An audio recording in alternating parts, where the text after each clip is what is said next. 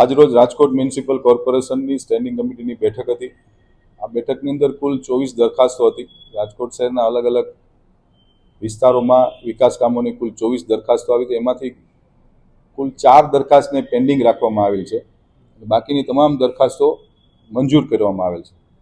કુલ આજની સ્ટેન્ડિંગ કમિટીની બેઠકની અંદર 162,67,77,000 જેવી રકમના ખર્ચે રાજકોટ શહેરના અલગ અલગ વિસ્તારોની અંદર વિકાસ કામોની આજે ભારતીય જનતા પાર્ટીના સૌ કોર્પોરેટરોએ આજની આ સ્ટેન્ડિંગ કમિટીમાં મંજૂરીની મહોર આપવામાં આવી છે। એક દરખાસ્ત 3 નંબરની દરખાસ્ત છે, જે સૌરાષ્ટ્ર શૈક્ષણિક અને સેવા સમાજ ટ્રસ્ટની લીઝ ઉપર શાળા આપવાની જે દરખાસ્ત છે, એમાં વધુ અભ્યાસ અર્થે એ દરખાસ્તને પેન્ડિંગ રાખી છે।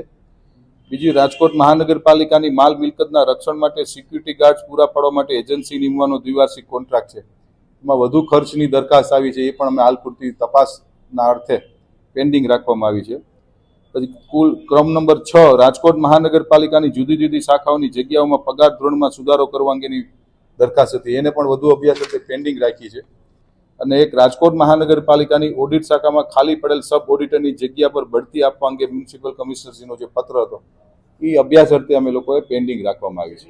એમાં વિષય ખાલી એટલા પૂરતો છે કે જે સંસ્થાએ છે માસિક 251 રૂપિયાના ભાડાથી અમારી પાસે એને ડિમાન્ડ માગણી કરી છે। ઇન્ફ્રાસ્ટ્રક્ચર અને જગ્યા મહાનગરપાલિકાની છે, પરંતુ રાજકોટ મહાનગરપાલિકા દ્વારા ધ્યાનમાં આવ્યું છે કે ત્યાં વિદ્યાર્થીઓ પાસેથી પૈસા લેવામાં આવે છે અને કુલ વાર્ષિક 1,69,00,000 જેવા એને ફીઝની આવક છે। જ્યારે કોમર્શિયલાઇઝેશન જ્યારે થતું હોય ત્યારે રાજકોટ મહાનગરપાલિકા ટોકન દરે ક્યારેય મિલકત આપી ન શકે, એના માટે વધુ અભ્યાસ અર્થે આ દરખાસ્તને પણ પેન્ડિંગ રાખીને આવતી સ્ટેન્ડિંગમાં નિર્ણય કરવામાં આવશે।